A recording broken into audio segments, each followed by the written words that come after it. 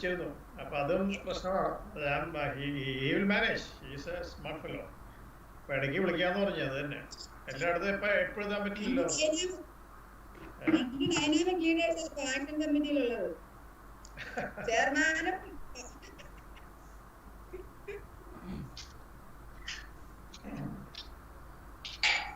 നിങ്ങളുടെ ഒരുക്കങ്ങളൊക്കെ കൊച്ചിൻ വെസ്റ്റ്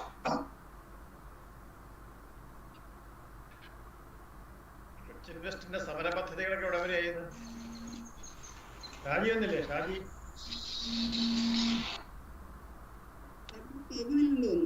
ഷാജിയെ കണ്ടില്ലല്ലോ.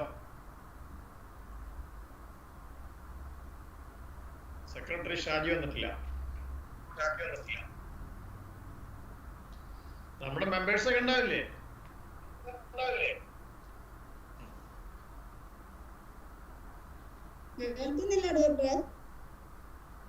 എന്താ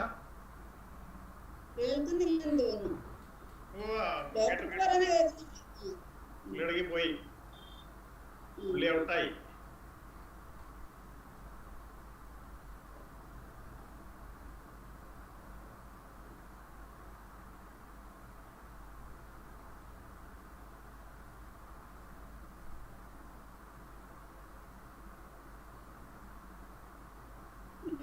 ശീലമേടമാണോ? ഹലോ, ശരിക്കും ഓർമ്മയില്ല അല്ലേ? മാഡത്തിനെ ഞാൻ കുറേ നാളായി കണ്ടിട്ടേ. ഞങ്ങള് പണ്ട് സ്ഥിരം ഡിസ്ട്രിക്ട് കമ്മിറ്റികളും കൊച്ചി വെസ്റ്റിലെ മീറ്റിങ്ങുകളും ഒക്കെ അറ്റൻഡ് ചെയ്ത് അറിയാം അവരൊക്കെ.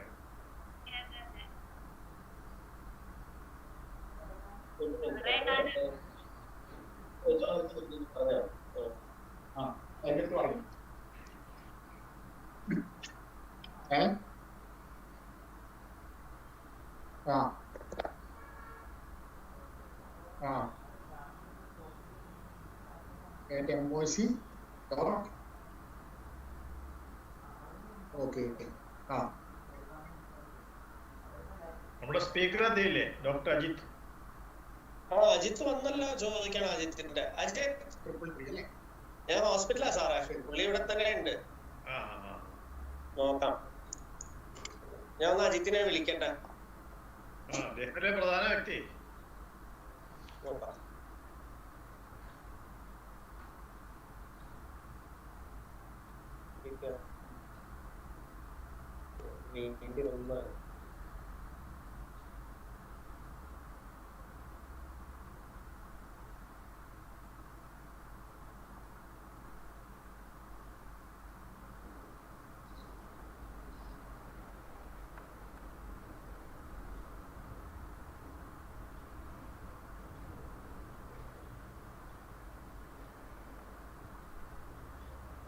Hello.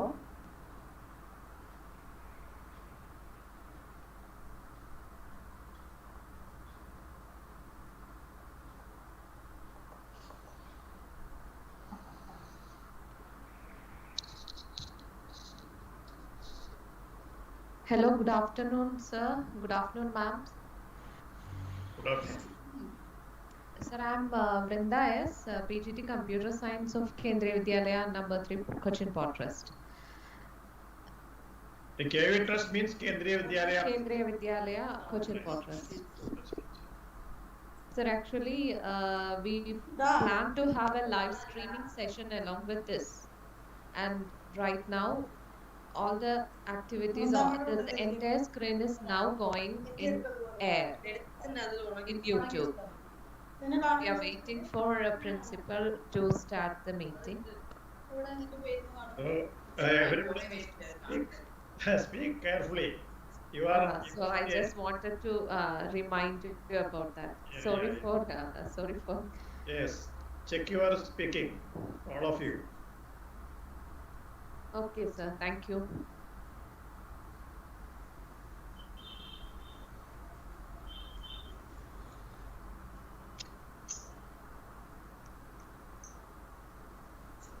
Sir,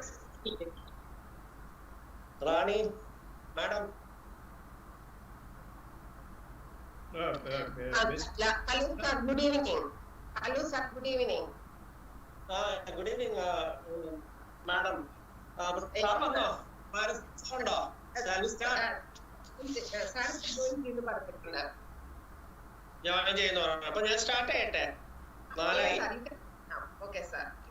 Yes, sir. Please start, sir. I am available. Please start. Okay, sir. So we are starting our session. A warm good evening to all. I am representing IMA Cochin West. IMA stands for Indian Medical Association. ഇതൊരു joint എഫർട്ടാണ് Indian medical അസോസിയേഷന്റെയും mission pink health എന്ന് പറഞ്ഞ ഒരു initiative, IMA-യുടെ തന്നെ ഒരു initiative ആണ്. അതിന്റെ ഉദ്ദേശം എന്താണെന്ന് വെച്ചാൽ to empower the adolescence, stress on the adolescents about their health problem. And maybe in Kerala or this part of the state, it is not a major factor, but to create awareness among the adolescents, especially the girls, and IMA considers it as a social initiative or their responsibility. So this was conceived as an idea by the IMA national body, and we have a very active leadership here, of which senior member Rajeshwari Amma, Dr. Shaila Kamath, and our dear Menon sir, who has held many various senior posts in IMA, is there. And I welcome all of my colleagues, and equally indebted to the principal of KV Port Trust, Prabhakaran sir, who very whole, without any hindrance, without a second thought, he said yes to our idea. And I am sure that the students, the parents and the teachers of KV Port Trust will definitely benefit, and we will also be equally indebted to you, because we come to know that the adolescents, especially the 9th to 12th standard students, face. On behalf of IMA Cochin West, a warm welcome to you. I am equally very much thanks to the biology teacher Rani Matthews, who coordinated everything, and within a brief period of 2 days, she was able to get all things done. Welcome, madam. Welcome to all the teachers of KV Trust and the parents, and my own colleague and the speaker of the day, Dr. Ajit, who's a veteran in, I would not say it's a veteran, it's a too elevated or a too flowery word for him, not doing justice to me. Very down to earth and very active intensivist, and he's the chief of emergency medicine, and is the assistant professor at MOIC Medical College. And my own colleagues, secretary of IMA Cochin West, Dr. Shaji, other members of IMA Cochin West, and all the other branches from Ernakulam, a warm welcome. And without much ado, I invite our guest for the day, Dr. M.N. Menon, who is here to inaugurate the session. Dear sir, you are most welcome to do one of the most pleasant things, and do bless us for further sessions also. So, sir, you are invited for this inaugural function. So, unmute yourself.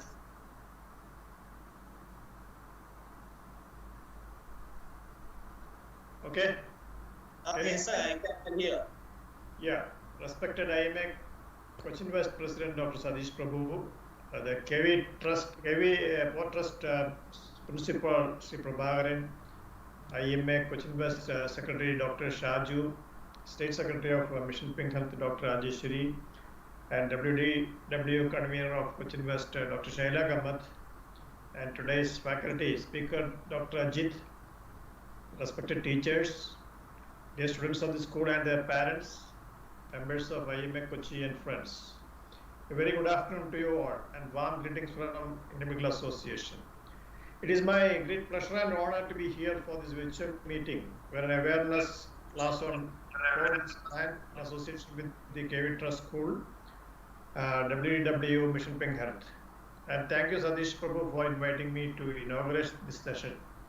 And thank you for selecting an ideal topic for discussion in these COVID times. In fact, it is almost a year since the COVID virus has conquered the world, and COVID-19, the dangerous pandemic, has totally changed the world and taught us many lessons, including how to be humble as well. As the teaching institutions are closed, it has made a big impact on the teaching and education of students and the physical and mental well-being of the students as well. So it is very important that we look into this aspect and give proper advices to the teachers and schools, students as well. In fact, IMA has already done these things in these COVID times. We have given relevant guidelines on various issues, like opening of shops, opening of hospitals, how to function the hospitals, how the doctors should behave, how schools should reopen. All these guidelines have been given to the government timely by Intermediate Association and our experts. Government is considering most of them. That is a good sign. So similarly, the teaching institution, especially the young classes, cannot reopen now. The bigger boys and bigger students can have their classes in a with the definite protocols as well. And now we have learned to live with the pandemic. Vaccines are coming up in a hurry, but that is not a final solution. Precautions to prevent the viral spread has to be continued. So no compromise on the SMS protocol, sanitization, hand wash, soap, using masks appropriately, social distancing, or I will say physical distancing. These are all very important things. You have to continue with these things in future also, so that not only COVID, many infections can be prevented and we can have a healthy life. I think Dr. Ajit will tell you more about COVID and adolescent health. I am not going to go into that topic. But as I represent the IMA, I just want, as the Action Committee Chairman of the state also, I want to tell you one or two things about IMA for the benefit of the non-doctor delegates. IMA is the biggest organization of medical professionals in the world. So to say, we have got more than 4 lakhs in our membership hold all over India. In Kerala also it is nearly 35,000. We not only take care of our members and their well-being, but we intervene in all public health matters, all medical education related matters, and those issues concerning public health. Generally, we intervene timely. We give, as I already mentioned, we give timely advices and suggestions to the government on these various issues. During the COVID times, as I mentioned, we have given a lot of guidelines, including the police personnel, healthcare institutions, shops and malls, places of worship, senior citizens, etc. We have done meticulously done the research by our experts, and it was handed over to the authorities. And of course, we have many social outreach programs for the people and public health. And IMAGE, IMA Goes Eco-Friendly, is the flagship project of our organization, whereby we collect biomedical waste from each healthcare institutions across the state and dispose it off scientifically at our high-tech plant in Palakkad. We are planning to open a few more plants in the state with the help of the government.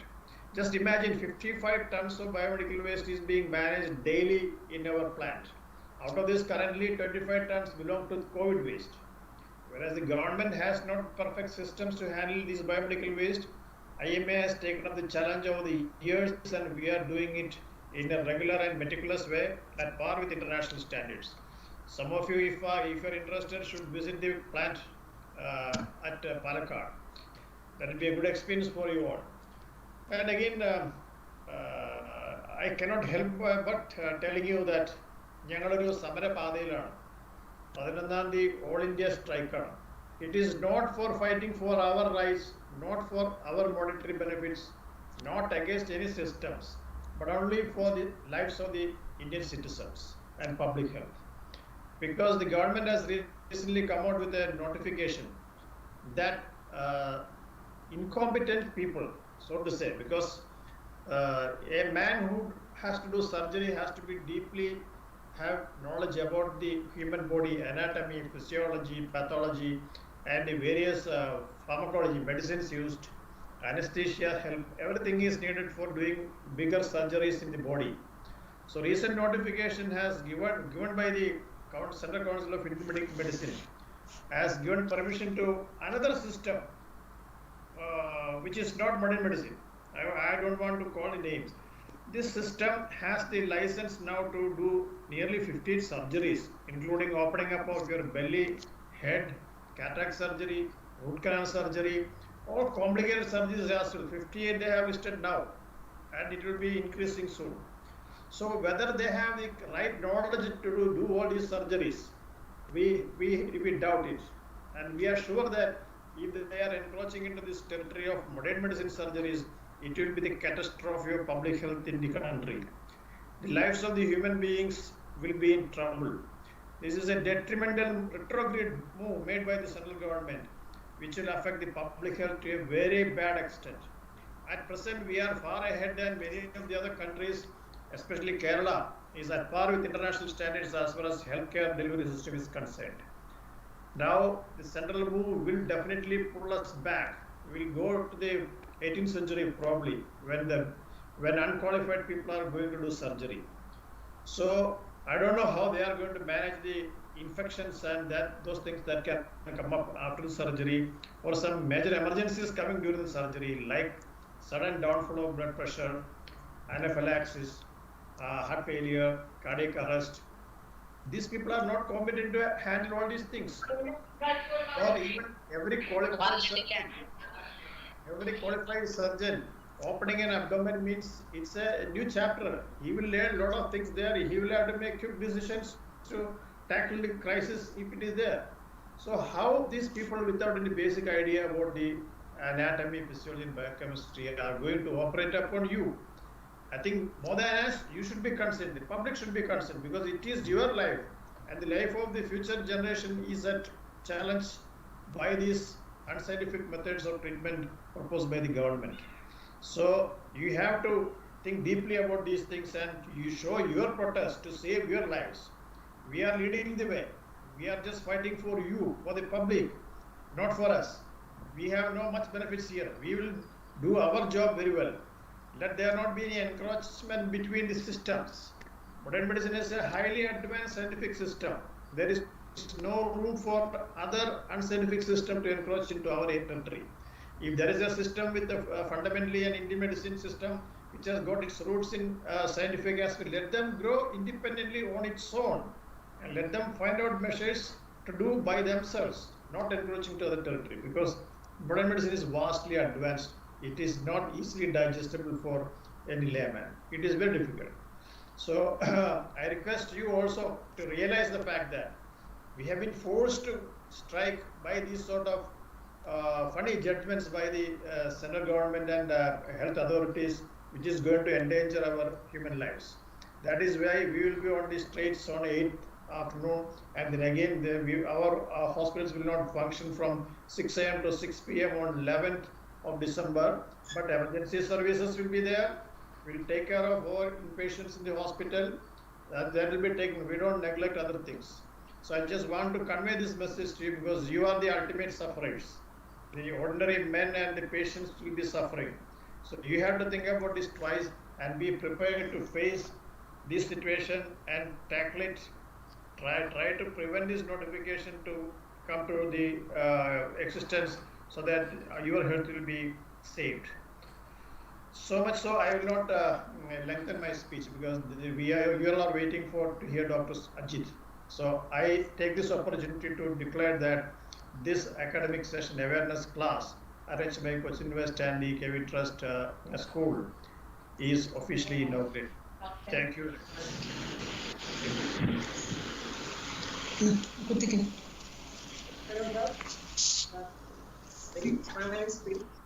Now I invite Madam for her. Yes, Srijit and other friends, I may have to leave a little early, because I have got some other important functions also. Okay, please excuse me. I will be here for some more time. Anyway, thank you very much. Yeah. IMA Kochi West President Dr. Satish S. Prabhu, Principal of KV4 Trust Mr. Prabhakaran, Secretary of Kochi West Dr. Shaji, WDW Kochi West Convener Dr. Shaila Kaman, Today's speaker, Dr. Rajit, dear teachers, parents, and students of Kendriya Vidyalaya. Today, you have selected an interesting topic for discussion.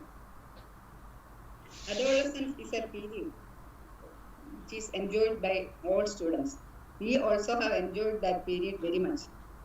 The problem is that before that I have to tell one thing. Mission Pink Health is intended for girls. It was a project started by IMA in 2018. Actually, this year only in Kerala it was launched by IMA Kerala State Branch. Initially it was intended girl students only. Anemia detection camps and all were conducted then. Now, adolescent boys are also included in the counseling program. Adolescent period is an active and cheerful period of our life. Adolescents usually like to spend time with their peer group. Instead of keeping them indoors on social media and TV, they became depressed. Actually, they are the ones who find it difficult to cope up with the present routine. Ill effects of media is a matter of great concern. Heavier food and less physical activity causes weight gain, long and hours in strain to the children's eyes. Adolescent class has more behavior and emotional symptoms these days. We should find ways to release the effects of depression in them.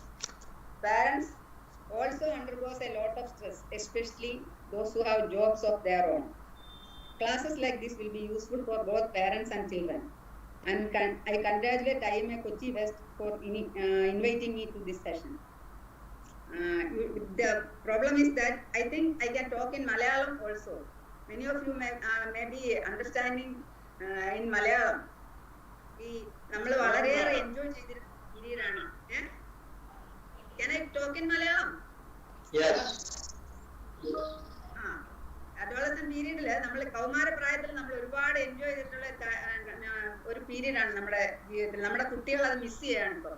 അവർക്ക് ഈ മുറികളിൽ തളച്ചിടപ്പെട്ട് കഴിയുമ്പോഴത്തേക്ക് അവർ വളരെയേറെ depressed ആയിരിക്കും. അവരുടെ ആ emotional depression മാറ്റാൻ വേണ്ടിയിട്ട് നമ്മൾ ടീച്ചേഴ്സും പാരൻസും ഒരേപോലെ ശ്രമിച്ചാൽ മാത്രമേ സാധിക്കുകയുള്ളൂ. അതിന് നമ്മൾക്ക് എല്ലാവർക്കും കഴിയണം. ഇങ്ങനെയുള്ള സെഷൻസ് ഇനിയും കണ്ടക്ട് ചെയ്യണം. അതിന് വേണ്ടിയിട്ട് ഇപ്പം ഈ ഒരു ചെറിയ സെഷൻ സ്റ്റാർട്ട് ചെയ്തതിന് നിങ്ങളോട് എല്ലാവരോടും നന്ദി പറയുന്നു. ഇതിന്റെ ഒരു ഭാഗം ആകാൻ കഴിഞ്ഞതിൽ എനിക്ക് സന്തോഷമുണ്ട്. അപ്പൊ തൽക്കാലം ഞാൻ എന്റെ വാക്കുകൾ നിർത്തുകയാണ്. ഇത് ഈ ചടങ്ങിലേക്ക് ക്ഷണിച്ചതിന് പ്രത്യേകം നന്ദി പറയുന്നു. Thank you, madam. So thanks for that good message, and we will always remember you. I now call upon the principal of KV Trust, Mr. Prabhakaran. Sir, you are invited for the felicitation. Yes. Good evening to all of you. Am I audible, sir? Yes, sir. Okay, thank you. So, I am very much delighted rather to see a lot of I can say the galaxy of intellectuals in the field of medicine as well as counseling and training. I took it as a privilege to get such a wonderful forum, at least to introduce and interact with the students of KV Portress. I also extend my sincere gratitude to the parents, those who have taken little efforts to join with us, and I request them to be part of it. Let us have an open session where we can discuss in the same platform. I feel that there is no discrimination here. We are talking about the human being and human psychology and behaviors, etc. As it is one and the same, only thing is age factor makes certain differences. So I request teachers, students also be comfortable. Let us interact openly, nothing wrong in it. Now to the entire forum, I express my thanks and gratitude to the Indian Medical Association and Dr. Satish sir and his team for taking an effort to come and join with us and interact with us. And of course, I have to give a little message in this regard because CBSE already circulated the guidelines for taking adolescents classes for the children. 16 modules, 16 hours modules have been designed, and we have been dealing with that. But as you know, trained teachers used to take these sessions in our Vidyalaya. We have undertaken few sessions, but unfortunately this year few online sessions only there. So we used to invite people from outside, and they used to visit the campus and share their experiences and also clarify the doubts of the children. We used to conduct girls separate session and boys separate session whenever it is required. Why I am just sharing this because this program is very much available or going on in our campus. But as I told, I again quote, the galaxy of intellectuals and experienced hands, first time we are coming. And I request all of you that in future also, you may kindly extend your services whenever you feel so. During offline sessions period, we will definitely extend our support and help to you as well. And I expect the same thing or same reciprocation from your side so that we can guide our children. And finally, I conclude with one sentence, that is, we used to conduct sessions, but all those sessions sometimes will support or will guide to certain extent. But the mystery behind the entire episode or unveiling the real problems of the children and help them properly is a real challenge for all of us. That problem, adolescence problem, reflected or expressed and exhibited in various situations and various forums, even at home by the children. Definitely, I hope this occasion will help us to remove such barriers, problems, or mental stress, to overcome all the problems.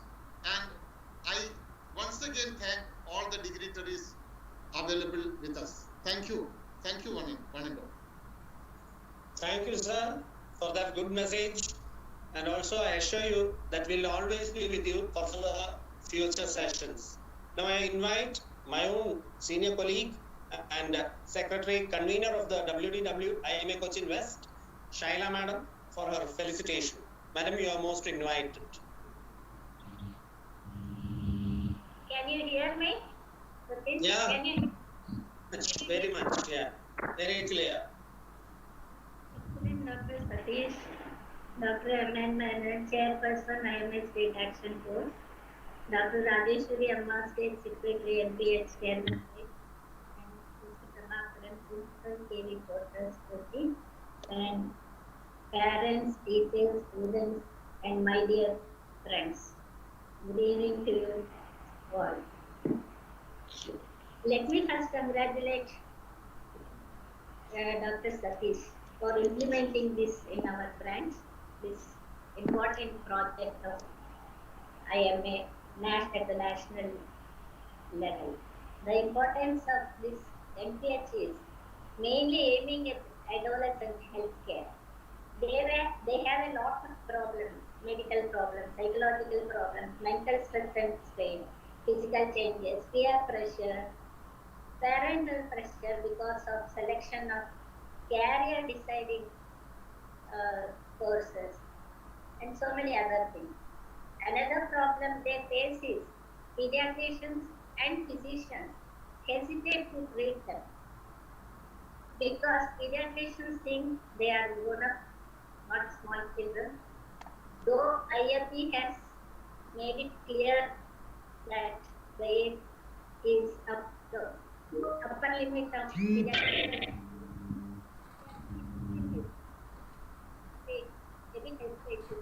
And the physicians think they are small children, so they also hesitate to treat. And So this age group, adolescent, is in Rishon Kusha. So now this IMA national at national level have done a very good important MTH project dealing with them. Adolescents should be very strong, healthy, well educated, and good human beings because they are the future citizens of our nation. So we need a very strong base for our future citizens of this nation. With these few words, I wish MTH project a IMA Cochin West on behalf of WDW a great success. Thank you. Thank you. So thank you, madam. That's a very good message to the students that they can be considered both adult as well as pediatric age group. So that also clears that doubt. Now we come to the most important part. I am sure all the students are ready. Students, are you ready? We have a very young, enthusiastic, energetic youngster who's going to teach you. I'm very happy to introduce Ajit Venugopalan, whom I have taught earlier.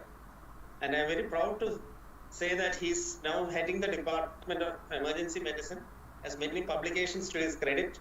He's well known at the national level. And I believe that he has made a few presentations abroad too. He was earlier associated, he had already delivered a speech at one of the earliest online sessions of IMA Cochin West.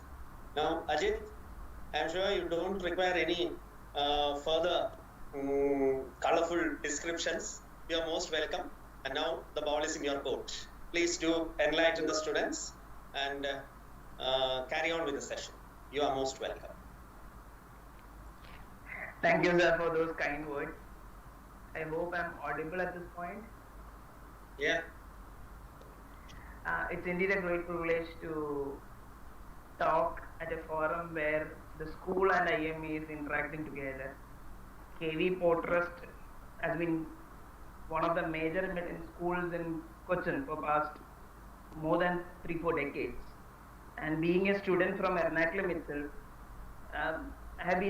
we have been interacted with KV Portrust for maybe during the school events and during fest and things like that. So it's indeed an honor to deliver a session with KV Portrust, and I'd like to thank Satisa for inviting me over for this event and also having such a topic in such a way that IMA is interacting with the students, which are the future generation, in a matter of current relevance. With that, can I share the slides now?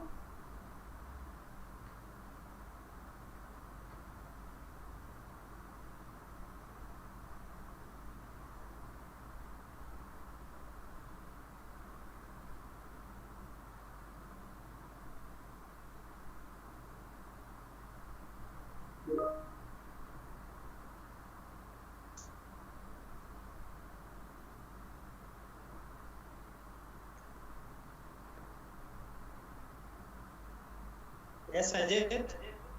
So is the slides visible? Oh yeah, it is visible. So as I told earlier, it's indeed a great honor to deliver a session on COVID and adolescent health in a forum which is actually meant to be student related. COVID has been a part of our life for past few years currently. Almost it has passed a year now, so it's over a year right now. And we have started to understand more about COVID. And the more we understand about COVID, we are coming to know that we don't know much about COVID. That's the situation that we are going through right now. The more the digging that happens, the more realization of COVID happens too. Greetings from MOS Medical College, Column and also the Emergency Medicine Association, India. Over the past year, I would say last December, probably December is always a time where we all have more colorful days and more fun-filled days. And that adds to the point where there is a Christmas vacation coming in, so we are free to roam around after our exams, and we expect that those Christmas vacation goes beyond the January 1st, so that we can enjoy the New Year too at home. Most of the time it doesn't happen, but still, we expect those things. And similarly, last year, during December, during the 25th to 30th, between 25th and 30th, we used to visit, as you all know, Fort Kochi is famous for New Year celebrations.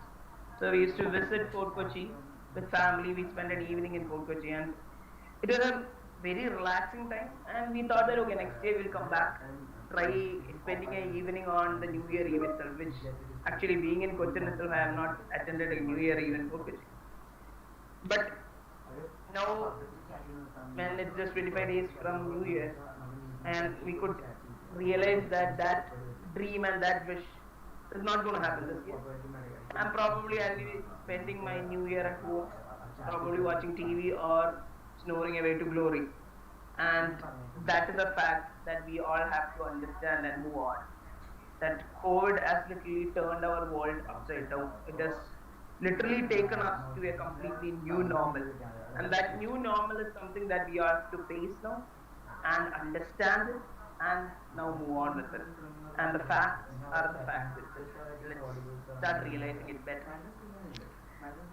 From November 2019 to the November 2020, when COVID started, it was just from one place. It just started spreading a bit here and there. And over a period of a year, you can see the map. There is, I think, only one place which has not been affected by COVID. I don't know whether there is even human inhibition, whether people are staying there or not, because rest the whole world has been touched. There are places where there has been touched element, and there has been places where it has literally taken the world or taken the place upside down. And that's what a virus which we can't even see can do. And that's the another realization that we have. And it has spread everywhere. And the biggest hurdle that we have right now is the lockdown, which has extended to a school-college shutdown, and that is progressing. And at a point that, okay, now we are thinking about whether we can restart it or not. And we have come to that stage. But in March, we have closed all system. Almost an academic year is getting over. So almost a year is getting over.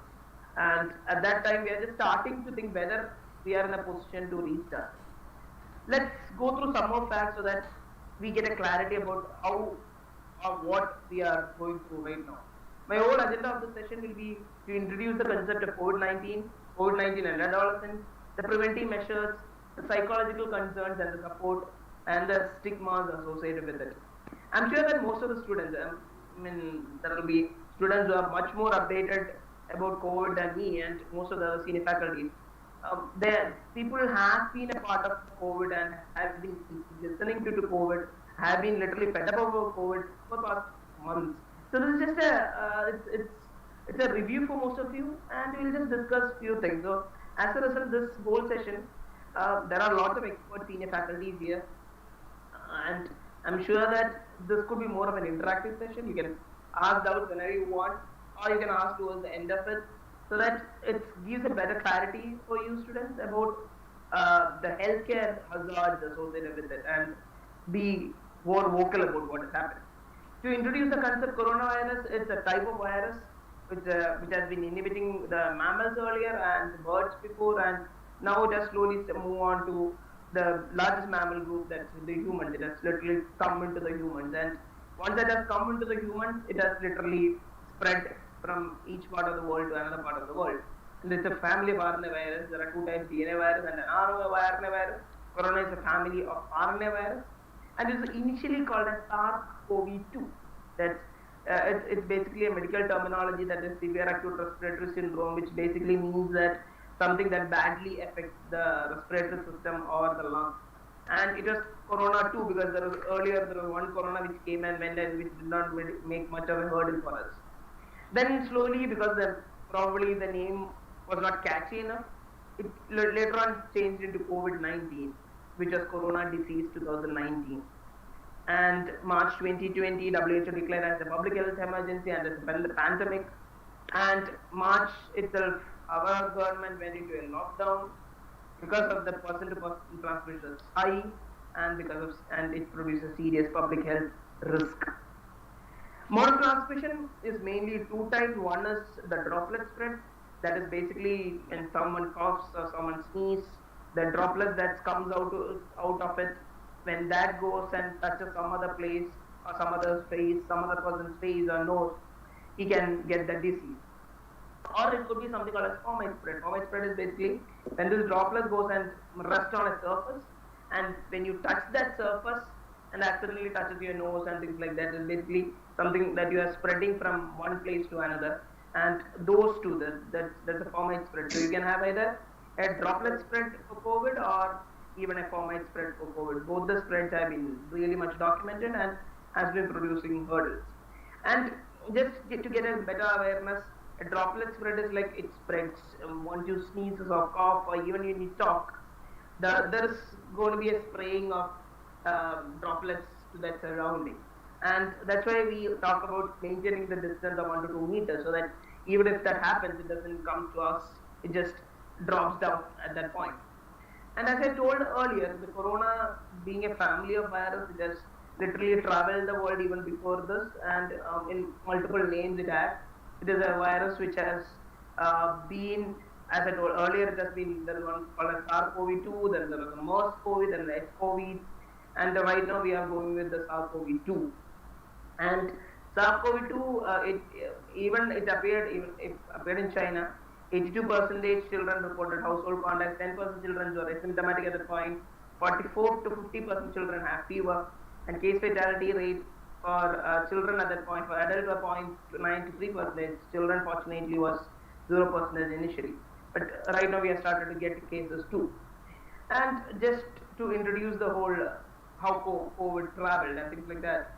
India, Cochin, where we are currently, and China is, okay, in the map it looks very easy to travel, but it's at quite a distance. And from the Wuhan province, Hubei province in China, it all started to travel the world. And if you can see from the last year, November, December, it started to travel the world in such a way that it has literally touched all the continents possible, and the cases are still increasing. And there is only small dip here and there, other than that, that's been constantly increasing. One fortunate thing that we have is the recovery has been good enough.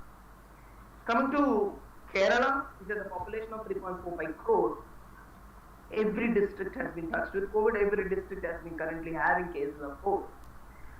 And in India, in Kerala, or even in India, the first case was reported in late Jan 2020. And we can see the cases have been traveling up, the cases have been coming up and up and up. And it's still, that case number is still going up, and currently we have around, in Kerala, around 6,25,000 cases which has been already confirmed. And fortunately, the active cases, as I told, the recovery has been good. The active cases is currently 61,000. So that means still cases are coming, new cases are coming up. And Ernakulam, where we live, which has been the top of the ladder right now, and we have currently around 7,768 active cases in Ernakulam with around 2,238 deaths. So still cases have been there, and the cases has been traveling up.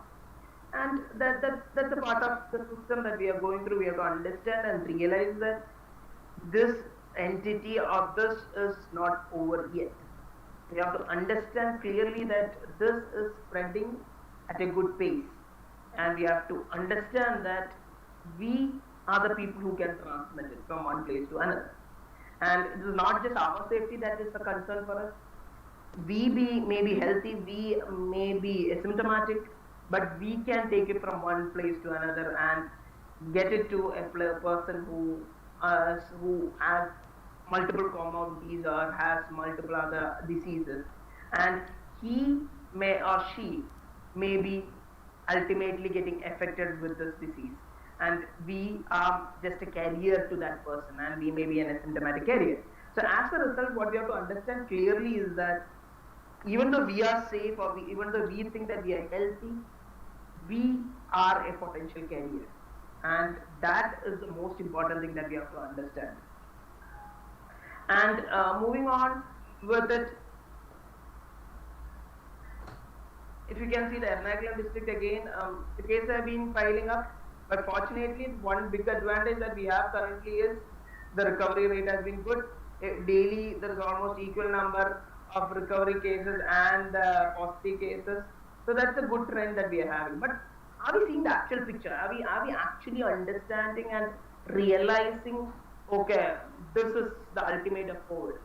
I don't think so, because earlier when we started to deal with COVID at the initial point of time, we were thinking about, okay, virus can spread to one person to another, okay, let's try to prevent it. Okay. That was the initial phase that we were going through. Then we went to a phase that, okay, now the virus has been spreading, now let's try to treat or try to take this into a phase where we'll treat the patients who are having disease. Okay, that is still going on. That phase is still going on. That's another thing that you have to understand. Every day in our hospital and almost most of the hospitals, we are getting still positive cases. So that phase is still going on.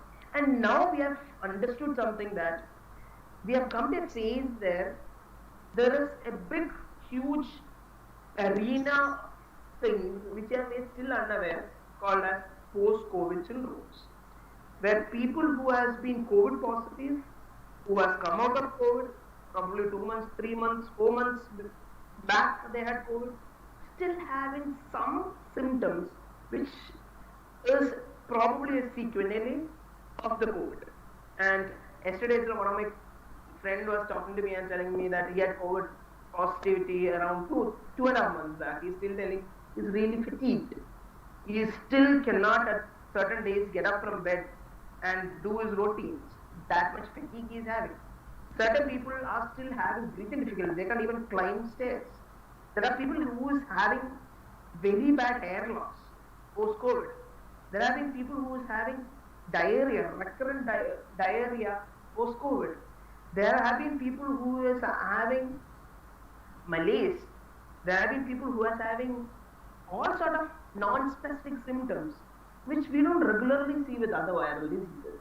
So that's what I told. That phase where we have come in and to a point that we thought that we understood about COVID or the virus per se, but we are trying to now learn new about the virus, and each day something new is coming out. That's the tip of the iceberg that we are seeing. And one biggest thing is, it's all about teamwork. It's not one man's job, not a 2 man's job. It's always teamwork. Maybe lots of people have been frontline. IMA has been on the front line from the day go, and all guidelines, all protocols which has been vetted, put forward by IMA has been working pretty very well onto the public forums and also in healthcare forums. And there have been police, there have been social workers, there have been ASHA workers, there have been doctors, healthcare team. Everyone has been working tirelessly day in and day out to fight this pandemic. And it is not, let me put it very blanket, it is not easy to live within the PPE. The so-called personal protective gear is not at all a comfortable zone to be inside that. So people have been working for this. It's for the benefit of everyone together. And the work keeps on going down and dusk and dusk and down. It just keeps on going because there is no rest. There have been, I personally know people who have been working 24/7 for maybe a week, a month, just being inside COVID and also continuing with their normal life, their so-called new normal life. So with that, some factors will come to COVID and adolescent, and this very sad picture, I would say, a student who is clutching or hugging onto the back with a vision and hope of school. School is always a memorable day and a memorable time, and with a mask on, which hides completely your actual expressions and actual feelings. And so it is not a good thing to say and good thing to have COVID in between any academic life. And at least from one part or the other, people who have been post their academic period, at least they can be relieved that okay, they are not doing academic or they are not going to school or college at this point, because it is not a comfortable point. And as I told earlier, COVID is rare. The disease per se is rare among children, but that's around 2% has been shown as an incidence in studies. Except cause of lower incidence, not much known. Probably the reverse quarantine is one biggest thing. And IMA has been advocating reverse quarantine for almost months right now, I would say almost many years. The reverse quarantine is basically the elderly and the younger generation stays at home so that they are not exposed to the virus. And probably that's the biggest thing that has happened, which has resulted in a decreased number of cases among children. And but the catch is this, but when it hits the children, we have seen severe manifestations. We have seen them going to ICUs. We have seen them even collapsing in front of us, and that's not a good thing even for us to see. So children, it is safe to say that okay, they are having rare diseases been rare among them, but that is because of the protection that has been given, and that's the main thing I feel about it being rare among children. Clinical features, again, it's common like any viral infection. It has have features which is common with any viral fevers that we have. And there is something called the incubation period. That's something else that we need to know is that from the virus getting into your body till the point that it becomes a symptomatic time and it starts showing symptoms or starts being virulent. That's called as the incubation period. Commonly it is said to be between 2 to 5 days. And from that it starts having symptoms. Symptoms as I told, it could be breathing difficulty, it could be cough, it could be diarrhea, it could be upper respiratory infection, sort of infection like running nose, cough, and things like that, and it may or may not have fever. But one thing we have to know is that they may or may not have fever. That's another thing that we have to know. COVID needn't be always having fever for children. So it could be cough, sore throat, URI symptoms, breathing difficulty, or even diarrhea without and always think about the travel, the contact history. Even people can have COVID if they have severe breathing difficulty and things like that. And there are lots of symptoms. As I told you, it can affect any system as far as current norm is understood. Every part of the body can get affected because of COVID. And there have been a portion of groups who have been infected but does not show symptoms. There have been a portion of group which shows symptoms. Some of them get hospitalized, some of them require ICU, some may not succeed or may move on. So it's a pyramid that has been going on, and we have been seeing that. One biggest hurdle when it comes to children is called as MISC. MISC is basically a multi-system inflammatory syndrome in children. Those who are good at GK, maybe you can memorize this thing because it may come up at any MCQs later on. MISC is one bad thing, I would say, for children. Less than 21 years, it produces a multiple organs in our body gets inflammatory condition goes to the multiple systems, and that can result in a consequence which is very bad for the children. And that's something that is a post-COVID, and it happens after the COVID is over. So post-COVID symptom in children.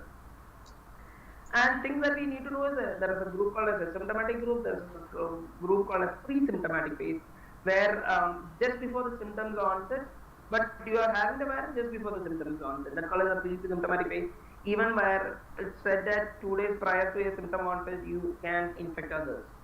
Then it goes to a phase where it affects the lung and you have breathing difficulty, and you name them two. Either it could be a suspected case, and or second one is it is a confirmed case. And to having confirmation, what you do normally is an RT-PCR, that's the swab. I don't know how many of you, most of the people who are traveling outside has undergone swab test, and it is not a very good feeling to have a swab test.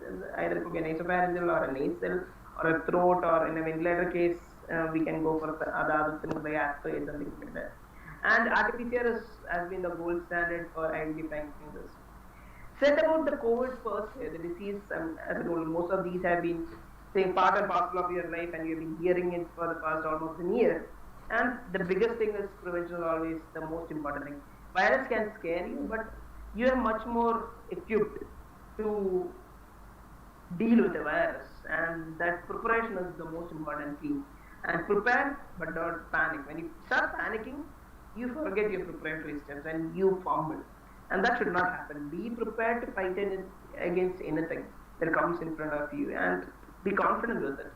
And the big practices which have been already been discussed, is social distancing, as I told, being at a distance will help you to that spread of the virus either with a talk or a sneeze or a cough. The distance will help in settling those particles and it doesn't reach you directly. Stay home when you're sick. That's another biggest thing. When you feel okay, I'm having a feverish feel or I'm having a sore throat, don't say that I don't have corona and I'll go out. Don't do that. If you're sick, stay at home, and maybe if it doesn't subside, you do a test. If it is normal, well and good. But don't have that expectation that I am COVID immune. No one is COVID immune. Anyone can get the disease. So stay home when you're sick. Wash your hands thoroughly with either a sanitizer or it could be a soap and water for at least 20 seconds. You have all the areas cleaned properly, and even the tips have been cleaned properly. Make sure that happens. Cover your nose and mouth when you cough or sneeze. This is another thing which I commonly see most of the time is everyone has a mask now. Whenever they want to cough or sneeze, they actually take off the mask and cough and sneeze. And that literally does more harm than any benefit. So whenever you're coughing or sneezing, always either do it on your elbow, or you can use a tissue or a towel. If you're coughing onto your mask, you can discard the mask and then wear a new one. Make sure you doesn't spread it out. And don't call it just allergy. I'm sneezing just because it is allergy. Don't tell that. Make sure that you are protected. Make sure that you have that social responsibility. Even as a student, we should have that social responsibility. And that is the key for the future. And always clean touched areas. As I told, fomites spread is one of the commonest things. And have the areas cleaned. And there will be lots of posters coming up about breaking the chain and making sure that you carry on with the SMS campaign, that the soap, mask, social distancing, don't spit wherever you see, and be alert always. Continue that alertness. Break the chain has been the motto for quite a long time, and I'm sure that you all are aware about different steps of hand washing, and continue doing that hand washing. Maintain the distance. Maintain distance helps in breaking us the whole cycle, and when you break the cycle, we have less people getting affected. Mask, always there have been lots of hurdles in wearing the mask. I'm not saying that mask wearing is an easy thing to go over, but make sure that it's not just protects us, but we are also protecting others. Make sure you cover the nose and also the mouth, and it's properly, you have tied it back or you have put it over the ears, and make sure that it is in proper position. And always knows the do's and do nots of using a mask. Make sure that you discard it properly and you wash your hand after using the mask. Don't touch the front of the mask after its usage because it's already contaminated. You touching it is going to make the virus spread into your hand, and then you may touch some other place. So make sure when you're removing the mask, remove from the back and hold the tie or hold the buckle and then discard it. Don't touch the front of the mask. And this is just a small pictorial representation. What it shows that when both of them are not wearing the mask, the probability of contingency is very high. And when one person is wearing, both the people are wearing, then even if you sneeze or cough, the spread is, you can limit it. And this again, the probability of the whole thing, if you don't, the COVID carrier is not wearing a mask, and the possibility is around 70%. And if both are wearing the mask, we can reduce the probability up to 1.5%. And that's the world that we are living right now. Understand the fact that anybody can be a carrier, and make sure that both of them wear masks. And there's nothing, as I told, there's nothing called as COVID immune. And now come to the broad topic of e-learning. E-learning has been a part and parcel for the past 8 to 9 months. I never ever expected that I would be delivering a talk to a school group on an online platform, and it's how the world has to move on, and we have adapted to that to some extent. It's always about the preparation, about staying at home, following the precautions, and make sure what we are aware about what we do. Understand it's not your safety, it's about the safety of people around you. Always wear mask, maintain distance, hand wash. It has a concern. I'm sure that there are people who have dermatitis or maybe dried hands after using sanitizer and things like that. But use moisturizing cream after that. That's the best way to go. And don't skip hand wash because your hand is dry. And I'm sure that there have been lots of people who have literally lost lots of skin because of the sanitizer. But make sure you use moisturizers. Remember one thing: if you're going outside and coming back to your home, do bath after you reach your home. Don't walk around your home. Don't go to kitchen. Don't spread it around and then go for bathing or then have your dinner and then go for bathing. Don't do that. After you come back from outside, leave your clothes in a different basket. Go take a good shower, then come out. Especially when you have kids at home, when you have elders at home, make sure that you follow those patterns in your life, and that's a new pattern, and let's live with it. But always maintain your studies and maintain your friendships. Another thing is avoid touching unnecessary your nose, mouth, eyes, and it's like a cover whenever you're sneezing. Limit social gathering. Reduce time spent in crowded places like market or you go for shopping and things like that. Reduce time spent. And most of the time, what we see is people are scared to come to hospital, saying that hospital is full of COVID, but they go to all sort of markets and all sort of other places, thinking that those places are COVID free. Don't everywhere it is the same, I would say, and almost hospitals, they have all hospitals have adopted enough and more safety measures to contain it. I'm not saying that every place is again COVID free. There is nothing called as COVID immune. There's nothing called as COVID free zone. So everywhere there are risks are equal, and everyone is taking that step one step above, because your health is our priority, and everyone is taking those steps so that your safety is taking into paramount importance. And safety has been, most of the hospitals have been adopted to different types of safety measures like hand sanitizer, hand wash, telemedicine facilities, prior booking, screening for symptoms, separate zone for OPDs and admissions for suspected confirmed cases, strict mask usage, social distancing measures, and every hospital is innovating as they go. And even KYC in our institution, we have been taking those steps right from the beginning, and we have to modify it as the time goes. And washing facilities outside the hospital, screening at both the entrance, whichever entrance that we have. And there has been a team of lots of people who has been working together. From top to the bottom, everyone has been working as a team. As I told, teamwork is the only success to this. And it is not an easy comfort zone to wear this and sit, even for an hour. It is not. So make sure it doesn't happen in the future, and let's make sure that we following the precaution helps us to prevent the more numbers coming up. With that broad concept about COVID, let's move on to the psychological concerns and support. I was just asking my colleagues, asking my friends about the psychological concepts and concerns when it comes to children or when it comes to adolescents. When it comes to an adult as such, there have been lots of concerns about losing their job, being at home, cannot do their routine work, cannot move around much. There have been lots of concerns, mainly about the stability of their family is also questioned. But initially, in the initial time of Corona, maybe in March, April, I'm sure that most of the students will agree to me that they were happy to be at home. Because it's the time, probably March, April, May is normally the vacation time.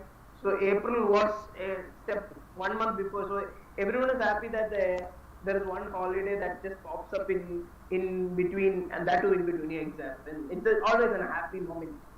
But as the time goes, and no one expected, none of us also expected that it will prolong till this time or this phase of a year. And now people are starting to get frustrated to one side, and there have been lots of things that is going through everyone's head, and that part of it has gone to even the adolescents. And even my relatives have been showing that they're happy to even be in the nature, they're happy to even walk in the nature, walk in fresh air right now, because they are literally contained in a closed room for almost a month or a year. And so significance of it is definitely there. It's about people opening up to the face that, okay, this is something troubling me.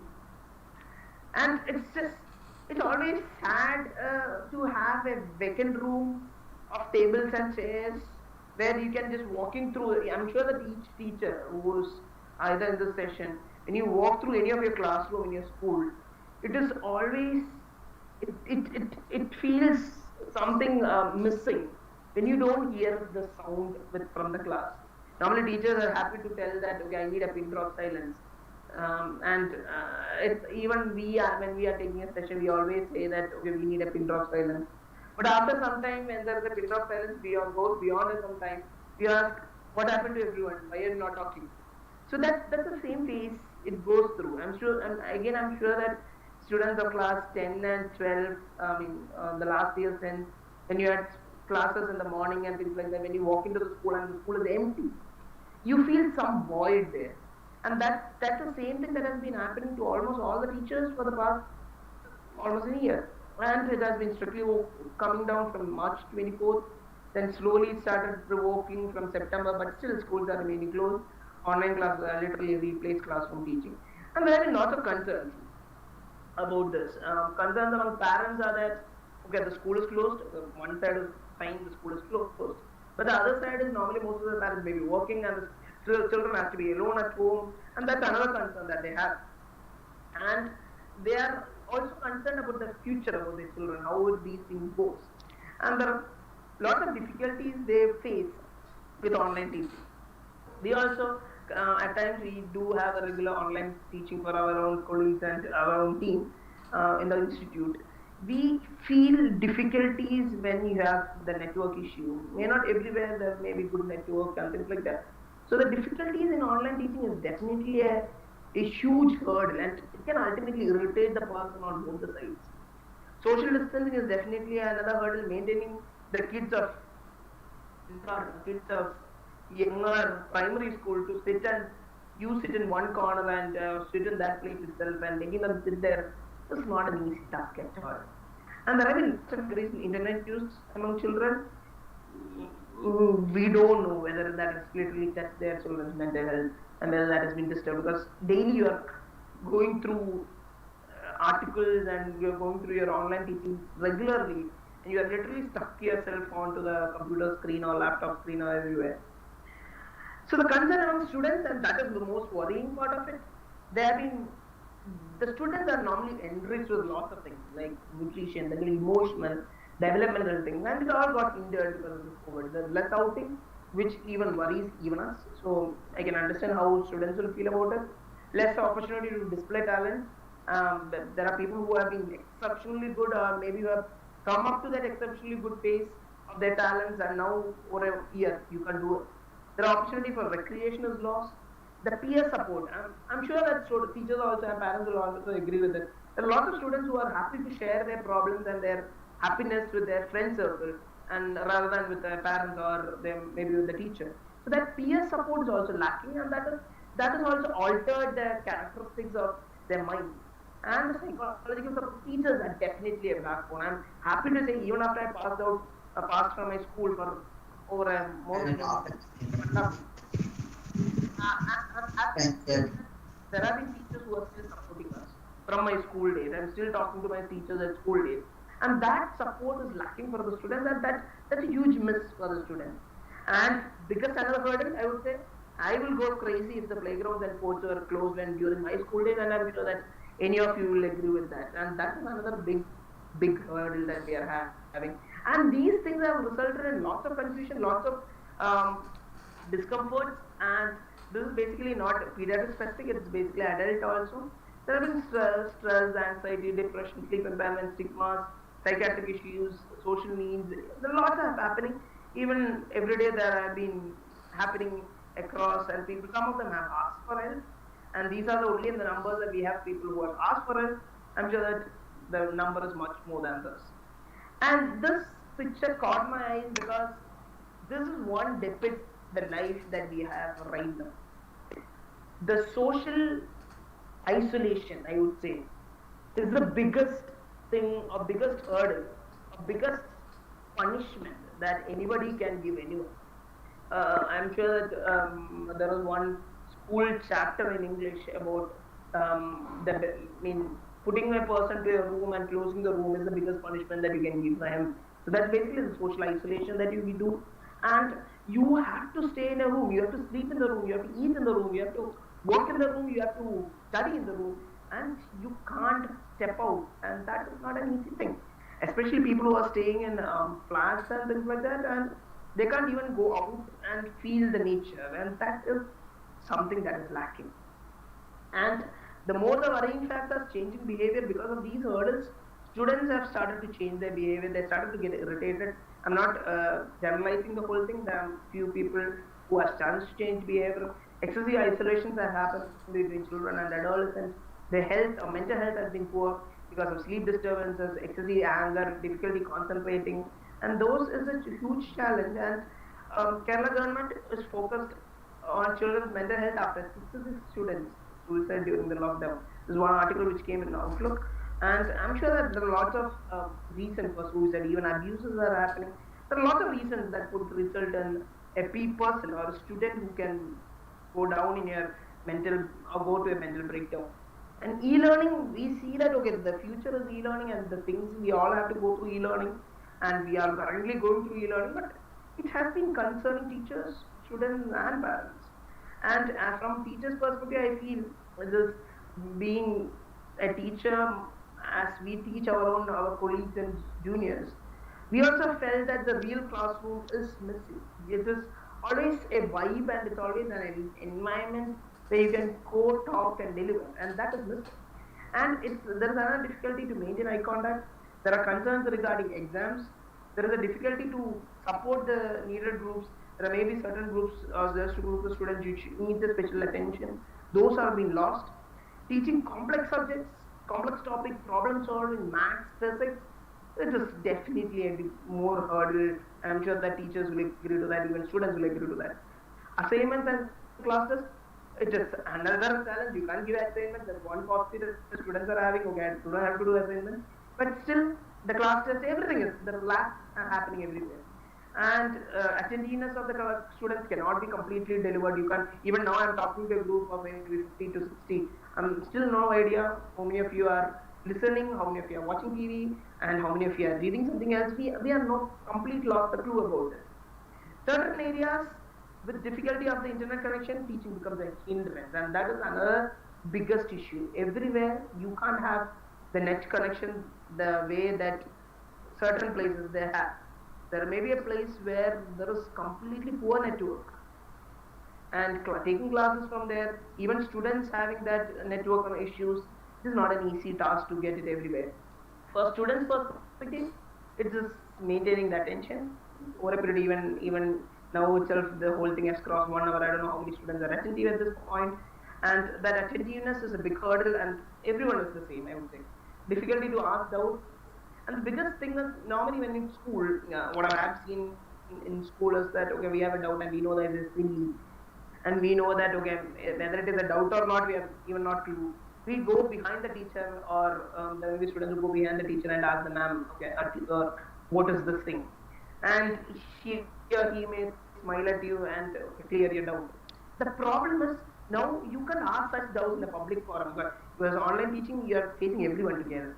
So you can't ask that doubt, and I know students who without clearing that doubt, they can't move forward with the topic, and that doubt keeps on winding in your mind, and that literally hinders your teaching. Again, internet connectivity issues is a burden for the students as well. Concern regarding exam, when, where, what, how, no one has a clue about it. And for parents' perspective, there are huge perspectives. As I told, concern regarding children's future, concern regarding the exams, professional college admissions for people who are appearing for 12th standard. How will they face competency-based exams? And your 1 year of the most pivotal year probably would have lost. So how do you face the competency-based exams in the future? Concern whether they are learning it properly. Social interaction is tampered, confined to a room, and they are all inside a room, closed everything, sitting inside. No interaction with outside nature. And children or adolescents, they are people with amazing amount of energy, and that amazing amount of energy that they have is normally converted to productive things during their school days, and that's the joy that teachers can enjoy out of their conversion of that energy. That is literally lost. They can't put their energy into productive life, and peer group support is lost and relationship is lacking, and as a result, your mind starts wobbling. And it is a big hurdle. And even in school, let me you get a new watch or you have a new maybe specs, you try to make sure that you're pretty and you're handsome, and you try to make sure that you are dressed neatly, presentable. But online teaching, you don't have to. I mean, you can do whatever you want. You can just get away from your bed, sit in the computer, maybe switch off the whole thing video. You can just sit there, and no one understands that. And you're actually losing that your own grooming abilities, and your expressiveness is also lost. And internet usage is the biggest hurdle. And it is unmonitored most of the time, and the content, the type, the style, you don't know. I mean, the students may be going through different types of could be knowledge-based things, or it could be some series or some cartoons or things like that. It may not be good enough, or it may be disturbing your mind. My personal experience, I used to watch one of the series during my UG days, and it was, when you watch it, it was really fun. It was really nice watching it, but I had sleepless night. I woke up from my sleep multiple days when this series came back to my mind. It is not very disturbing series, but some aspects of that started disturbing your mind. And that point, I realized that if I start continuing watching the series, this is not good for me, and I have to stop it. So the same thing can go with anybody, and that's another biggest hurdle when it comes to an internet unmonitored internet usage comes in. And health concerns, you watching internet of yourself, if you always, normally we always tell your children whenever they were kids or whenever they were young, don't watch TV too much because you may have visual problems, you may have headache. Now you are telling them, watch your laptop, watch your computer, watch your TV, because it is knowledge. So we are ourselves contradicting our own statement, and this is disturbing the students. The headache, visual disturbance, neck pain, posturing problems, sleep disturbance. But we have to, this is the new normal. Understand that this is the normal, and we have to adapt to it in such a way that these things are comfortable to us. People who have always keeping the headset in their ear and listening, if you start, okay, I'm having an ear problem, try converting yourself to a speakers. Try converting to a big TV, connect your laptop to a TV and watch from a distance. Maintain a proper posturing. So make sure that the new normal is adapted properly, and that adaptation phase we have to go through right now. And there have been lots of stigmas with COVID. And the biggest stigma being that, okay, this new disaster, it's newly evolving and it keeps on evolving, and that lack of awareness is definitely still there. There is an anxiety, there is confusion, there is fear, and those have been drilled into our mind. And because of these stigmas, people try to hide their problems. Not only just disease related, but also their psychological issues. And they try to move out from the public, and they try to contain themselves in a room. And that is again having a problem. And they, okay, my life is spoiled sort of attitude that comes in, and where they stop adopting their healthy behaviors. And that's another hurdle that we have. And the other stigmas involve the stress and trauma from the people who have survived the whole thing, the unscientific and inhuman way in which they isolate the post-recovery people. And it is always safe. I mean, when you have maintained the whole precautions, always safe to interact with people, but maintain all the precautions as needed. And let's make sure that you don't spread that virus further. Because COVID does not discriminate, and neither should we discriminate. And what can we do as parents, as teachers, as students? The biggest thing is listen. That's the biggest gift that you can give to your watch. Even the elder ones can give to your younger ones. Listen to them in such a way that you care for them. Listen and understand their problem.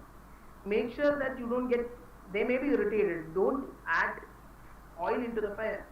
Give them time, give them attention, speak to them comfortably, give them support.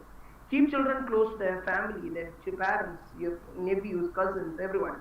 Keep in regular routines and schedules as much as possible. Don't shuffle their schedules.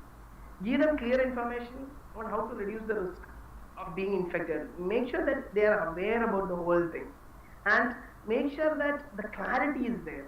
Make sure that they are pleasant. If you see something distracting in their mind, make sure you talk to them. And one other thing is, as I told earlier, it's interactiveness among the students. That's another children to children or the peer group.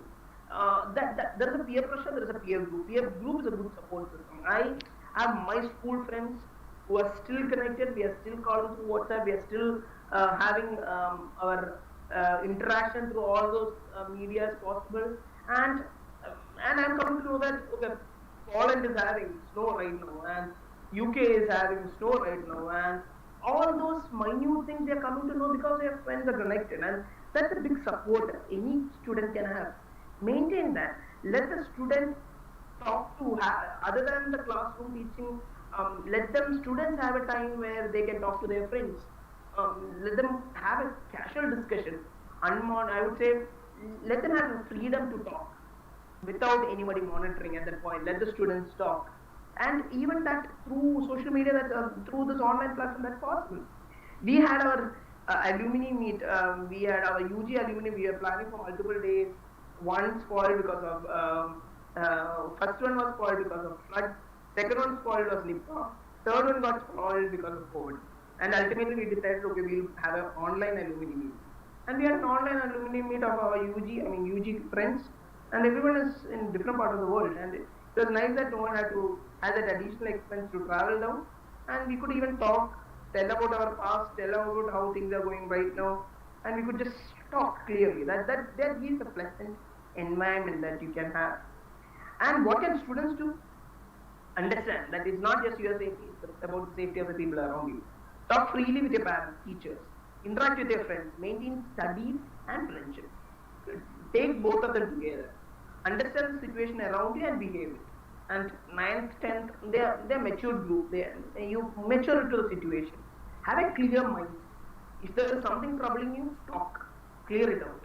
Don't hesitate to ask for help. Engage yourself with passion, hobbies, talents. And there are lots of things which we have seen over the year that people who have literally confined to their home has brought out some amazing talents out. And that's the biggest thing that we can see. And virus doesn't discriminate, and as I told earlier, neither should we. Virus don't have a face. We don't create a face for it. Don't have that stigma to people. Together only we can work, and together only we can build it. And it's about the breaking the stigma. It's about working together. Know your do's, know your don'ts. And there has been a time where COVID has literally taken us by a big bang. But now we have to cope up with it and move on with your life. There's no point in regretting about what has happened. Be vigilant, don't panic, do not discriminate, seek help when needed, be confident, and may have to leave with Corona. We are there always with you. And we all know that the world has been destroyed with Corona. We all know that the future and the skepticality that we all have, the confusions that we have with even the near future and also the distant future. But I'm sure that the future is always bright. The future is always clear. Humans have been developed in such a way that to face your problems, to come out your problems, and that's the biggest thing that humans have. And I'm sure that as children, you are much more having that thought process, much more clear than that, because we can think back and say that okay, 2020 has been a black year by most of things for most of the aspects, but this 1 year which has been a different one, I would say, different one in such a way that it has brought talent out, it has brought passion out, it has shown what to do, what right and what not to do, and give a biggest thing about societal approach, not from the individual perspective, to move out of the individual perspective, to think about the society where we live in, to protect them, to have that societal dependence is also a part of your game that you have to go through. And this 1 year, where I'm sure that most of the parents have spent the time with their children, and the children have spent time with their parents in this year, will be much more the time that you have spent in the last decade with your children, and also vice versa. So it's been a challenging year, but the challenging year has brought lots of good fruits out of it, and I'm sure that every student also has started to accept it, and it's about moving forward with all the precautions, because teamwork is the most important thing, because the future is bright in front of us. Whatever comes in front of us, whatever hurdles comes in front of us, we move on, and that's the most important thing. never break the protocol, and together is what we can, and together has been what we lots of people have been working for it, working continuously for it, working for the improvement of it, and let's support them. And break the chain has been the motto always. Putting the whole thing together, our life has changed drastically because of COVID. Identifying COVID symptoms early, seeking medical help is most important. Preventive strategy always holds the key. And it is indeed a stressful environment for everyone. Opening up, speaking freely, understanding each other is important. Feel free to ask for support, ask for help, understand what student need or what your kid needs. Talk to them. Most of the teachers have kids at home, and they know what a kid needs from a teacher's perspective and also from a student's perspective. Similarly, most of the students' parents would be teachers. So it's always a cycle that you go through, and have the clarity of thought always. And as always I say, together we can, and together we will. With that, I conclude. If there is any questions or any comments or any discussion, I'm sure that the students here, the teachers here would have faced these much more than me, and they would have much more idea about all these things. So if you can pitch in your ideas, have a discussion, I'm happy for it. Otherwise, I thank you for the whole support which was given to me.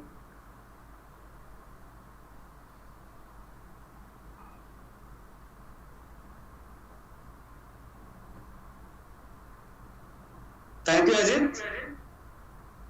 I'm sure we have covered almost all topics, and actually I was living through all those scenes which you visualized. ഇപ്പോൾ ഏറ്റവും important ആയിട്ടുള്ളതാണ് question answer session. Prabhakaran sir പിള്ളേരെ ഒന്ന് encourage ചെയ്യണേ, ചോദ്യങ്ങൾ ചോദിക്കാൻ. Teachers please encourage the students or the parents. Okay, sir. Thank you very much. Students, please come on with your doubts or any contradictory opinion also. You can definitely welcome. Indeed, it's just a discursive or a discussion forum. Anything that can be put forward, you can. And my number, my email ID is there. You can mail. Anything is there. You're free to talk.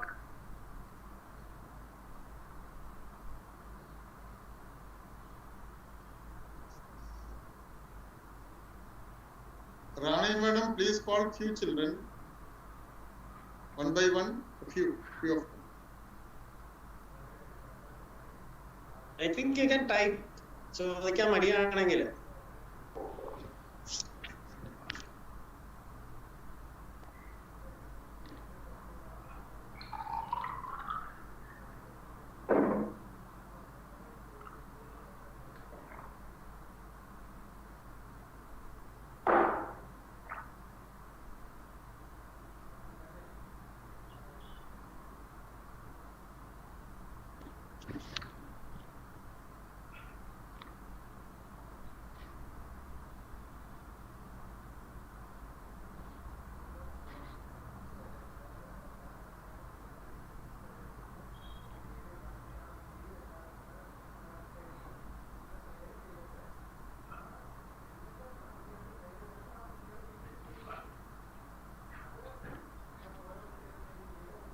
Shahjahan sir, can you call someone?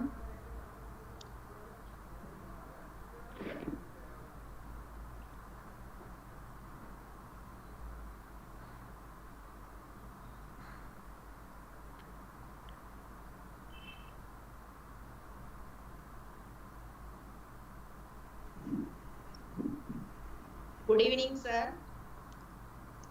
Good evening, ma'am. So, sir, nowadays I heard if we consume more vitamin C, this COVID we can prevent as a preventive measure can be if we consume more vitamin C. Any relation with COVID-19 prevention and vitamin C, sir? Vitamin C, any vitamin is always good for our health in one or the other. And basically, vitamin C normally acts as an antioxidant, and as an antioxidant, it has its own role in improving the immunity to some extent. and that's the most important aspect where vitamin C has been working with us. And it is not about consuming over the counter, consuming the large amounts. You can have the normal usual content or usual quantity of vitamin C, and maybe ask your own personal, if you have a personal physician, you can ask them about what you require as per the age and as per the need. As children also, they can have different age. This basically something that saying or can achieve. Okay, So sir. it's Thank you. some role for vitamin C. Vitamin C ക്ക് ചെറിയൊരു പങ്കുണ്ട് Okay. immunity improve ചെയ്യുന്നതിന്. Any other question?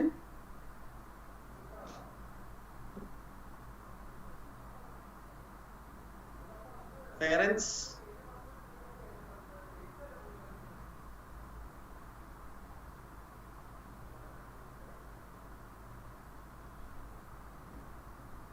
Parents, any questions from?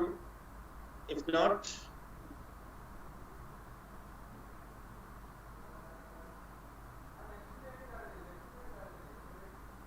I think chat box, any? yeah, there is one question in the chat box.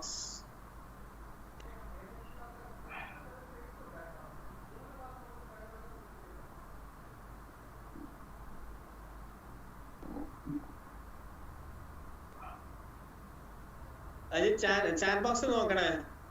ഒരു second. Okay, vitamin D, അതാ ഈ vitamins എല്ലാം, let it be C, let it be D, even there are drugs, I mean companies which have brought all the vitamins together as a capsule. In more, I would say it's the studies are still ongoing to say whether it's beneficial in COVID or not, but it's all immunity boosters. It's all in such a way that it is translate yourself to have a better immunity, and as a result of that better immunity, whatever things that comes to you, like any virus that comes to you, need to be COVID alone, it could be any virus that comes to you, your immunity is good enough to fight against it, and that's the biggest thing that any vitamins can produce. That is same with vitamin C, that's same with vitamin D. Vitamin D, normally it is either you give it a sachet, you give as a weekly dose for 3 weeks, then you make it a monthly dose. Normally that's how you move on with the vitamin dosage. So vitamin D specifically, weekly once you give, then followed by you give it as a monthly. And Yes, sir. when it comes to treatment module, we change the whole course of it. Yes, sir. Otherwise, Yes, sir. preventive vitamins are normally given as a weekly dose. Vitamin D especially as a weekly dose. I hope the doubt is clear. Further doubts? Sir, one doubt. Yeah, sure. There is one sin now in It's not audible. Sir, there is one medicine in home.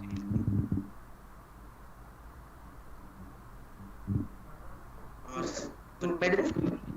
Africa. Ajit, you are caught.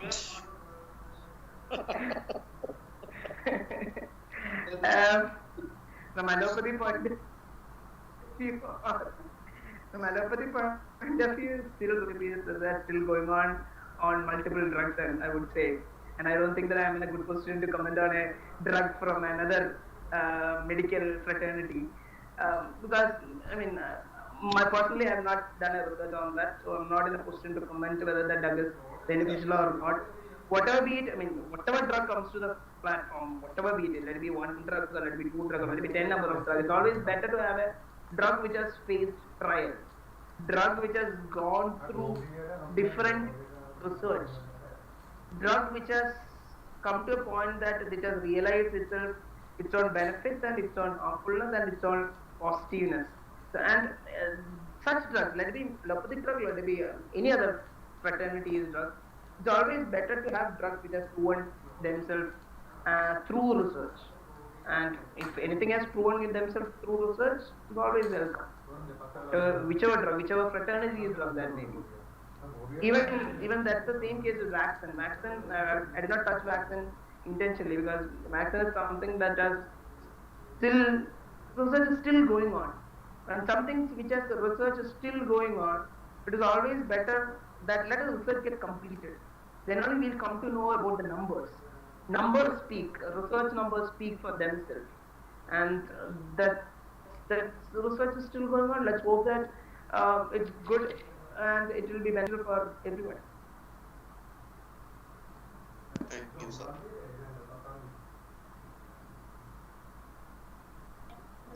Good afternoon, sir.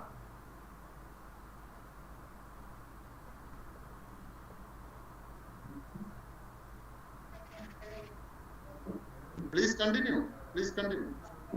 Yes, good afternoon, sir. Sir, it would be really helpful if you could point us some ways through which we can actually maintain a good immune system. I missed the question. Can you just repeat it? I just lost the question in between. Sir, can you point out ways through which we can maintain a good immune system? Immune system is, I would say, immune system is directly proportional to the health that you have. How healthy that you are, how healthy habits you carry on with.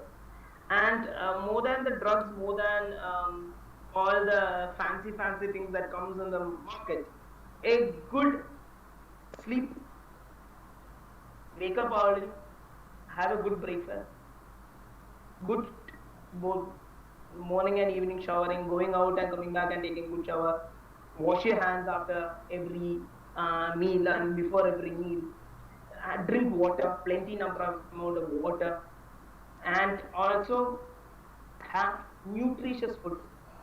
Balance your nutrition with carbohydrate, with protein, with fat, and have a clarity of mind.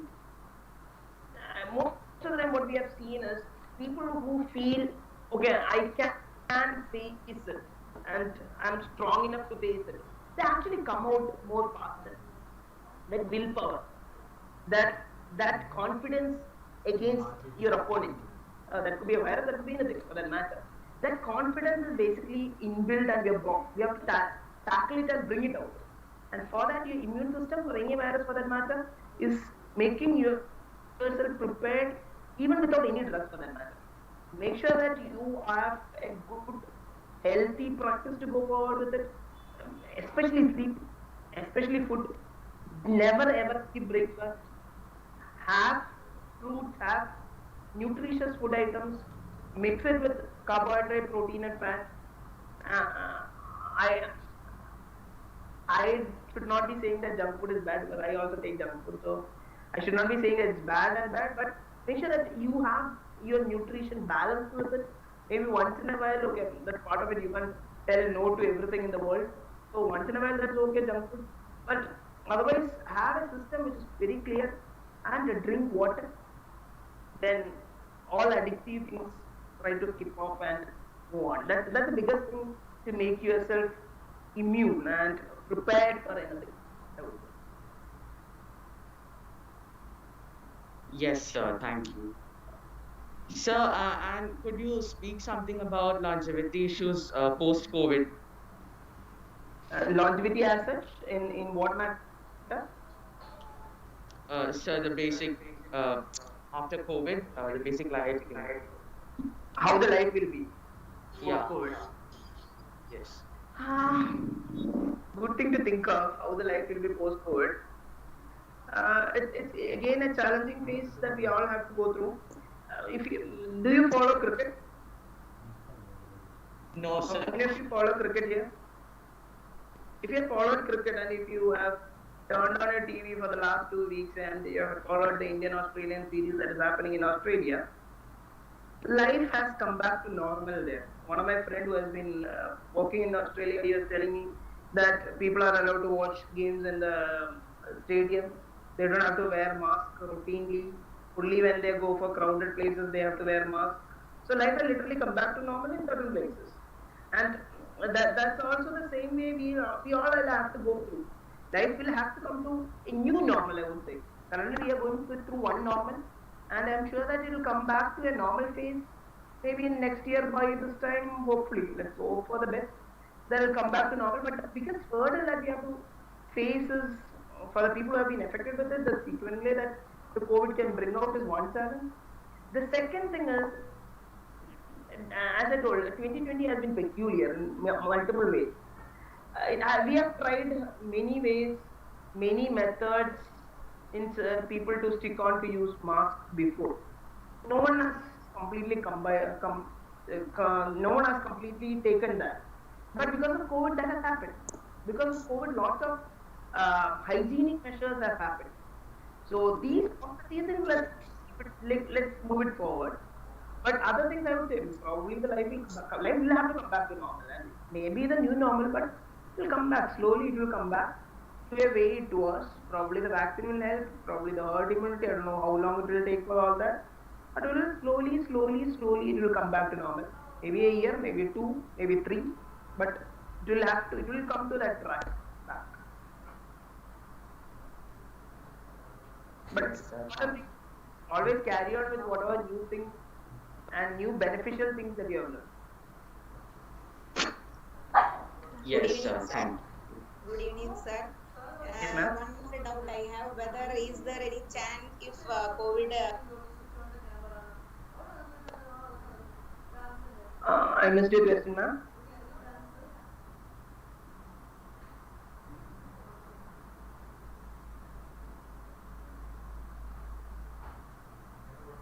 Hello, ma'am. Okay, sir, please. Good evening, can you hear me? Yeah, I can hear you, ma'am. Okay. So, one person got infection, this COVID-19, and he got recovered from this disease also. Is there any chance for getting this disease again, or he will be protected by antibodies, or now that second time it is coming again, the same person is infected again? Yeah, that's another thing, as ma'am brought, the reinfection for COVID. There have been still reported cases that few people have got reinfected, but I think it all depends on the antibody level, or it all depends on the immunity that has been brought in by COVID. Certain times the virus can come and go, come into your body and go out your body without leaving any, what should I say, these are called as memory cells. Without leaving any memory cells, they can come and go. If such things happens, there are possibility of it having a reinfection. People who have a good antibody level, good memory cells, good immune system for that, reinfections have been less. Fortunately, if the reinfection was at the same level that we were expecting, then I think there will be multiple ways by now. But fortunately, that reinfection percentage has been very low. Hopefully, the other people who has been infected would have a proper memory cells and backup and antibody level to back it up. This is the same with chickenpox. Has been in the world for a long time. We all know that people have been affected with chickenpox and reinfect instead of it moves on to other phase of chickenpox. But still, we have seen few people here and there having chickenpox again. So it's all about the immunity, and it's all about the antibody level, and it's all about the memory cells that we have, and it's also about the change in structure of the virus. For example, the common flu that we have, that called influenza, every year you get it last week, you get it this week, you can get it next year. So there's the same viral, but it keeps on characteristics for that matter. And as a result, when it comes to the body is not able to go in a point that, okay, I remember this. Body does not have that memory at that point. And as a result, the person gets virus again. So it all depends on the memory cells, it all depends on antibody level, it depends on how the virus is, whether the virus has changed drastically, and also depends on the immunity that the person has. In fact, it has been documented. From whatever my knowledge, it's been very less. Number that's very low. Sir, one more doubt. Let me clear. Yes, ma'am. Okay, sir. Now, most probably 10th and 12th standard children may be called in the Vidyalaya for discussing the doubts, and towards the end of this academic year, they will be called because they are going to appear for the board examination, AISSC. So Yeah. Grown-up children, they will come, and will they act as carriers if teachers, they are more than 50 and if they have comorbidities? Students, that's the protocol that we follow for the students, and I would say the best thing is anyone advanced otherwise proven is a carrier. Let's take that, as I told earlier, there's nothing called as COVID immunity and nothing called as COVID free zone. So unless otherwise proven, everyone is COVID. Only thing that we have to do is, as I depicted earlier, it's if you both of the category wear mask, the spread is minimized to a very small percentage, and that's the biggest thing. But the problem which I've seen with at times is taking class with the mask on is not an easy thing. Not point that it is audible for the other person not have heard it properly. So often tendency to take your mask off and talk. Even for the also, when they asked out, it's normal that you pull the mask down and talk. That's thing that should be complete. If we can do that, I'm sure that even if there is a risk, we can contain them.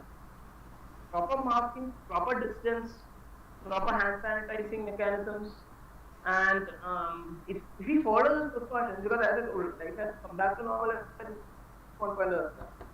And at that point, it's about following the precautions and maintaining the distance whenever teachers are speaking. Make sure that even when students sneeze, let them sneeze to the mask.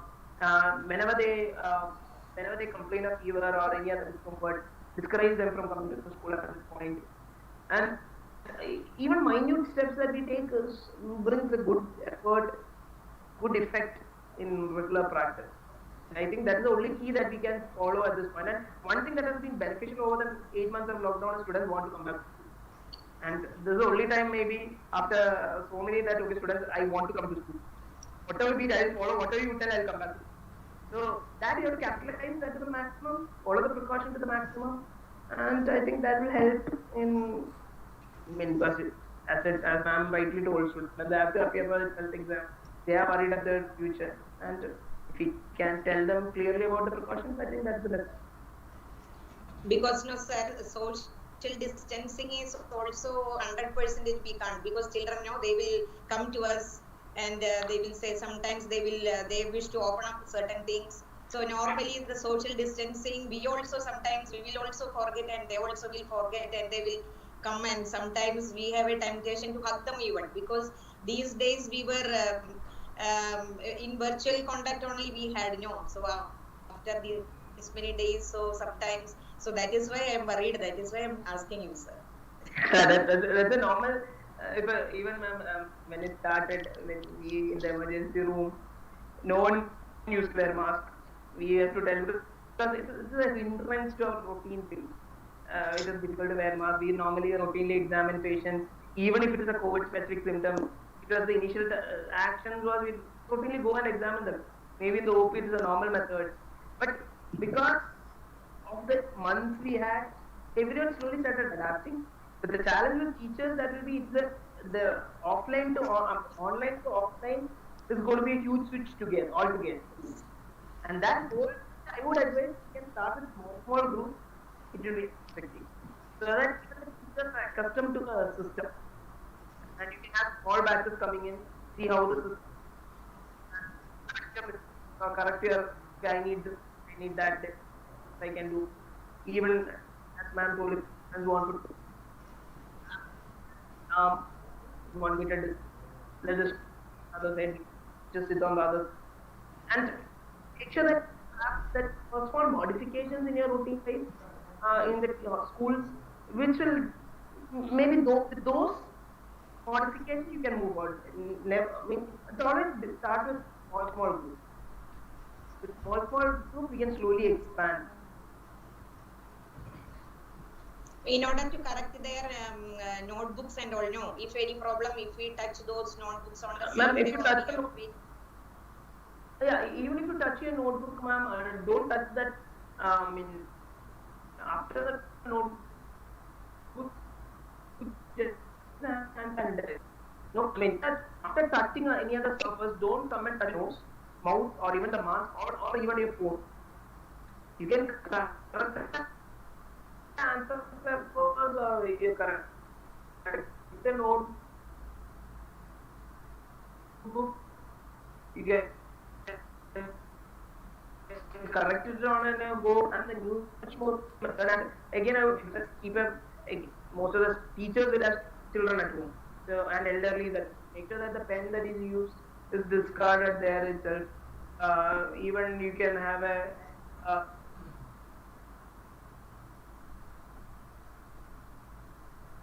when you go, you can have waste it out of home, where you can have a wash hand facility and a face where you can wash your legs outside the home. And modification in routine life, that will be better. Okay, sir. Thank you so much.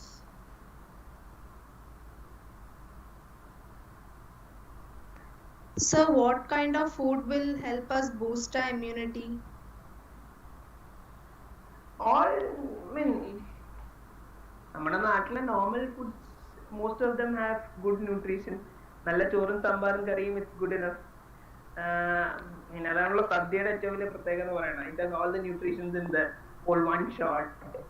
And our routine breakfast, one biggest thing which earlier on also which was normally said because of COVID, when it started with COVID, is Kerala. One biggest advantage of Kerala is its nutritional, the breakfast, lunch, dinner, the type of food that is prepared is highly nutritious in one way or the other. And because of it, the mix of lots of things, the nutritional value is actually doubled.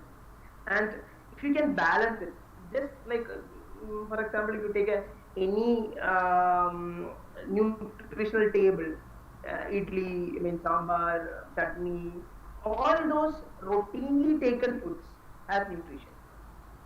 And make sure that you, if you can, I mean, as children, when the curiosity is always there, it's always easy to calculate the carbohydrate, protein, and fat of each item. Balance it your weight. You have to have a 1 gram per kg protein, and you can have a 30 to 50 kilocalories of kilocalorie per kg of carbohydrate a day, and balance it with whatever nutrition food you have. Every food you can search it up and get the nutrition value of each one small quantity. Balance it with your daily requirement, and that's more than enough, I would say, because in Kerala that's the biggest advantage. Your food pattern is almost regularized, and the meals and everything brings in the additional nutrition that is needed. And junk foods, once in a while, don't make it a practice. And the boil and the fried items and all those things, again balance it with your protein needs.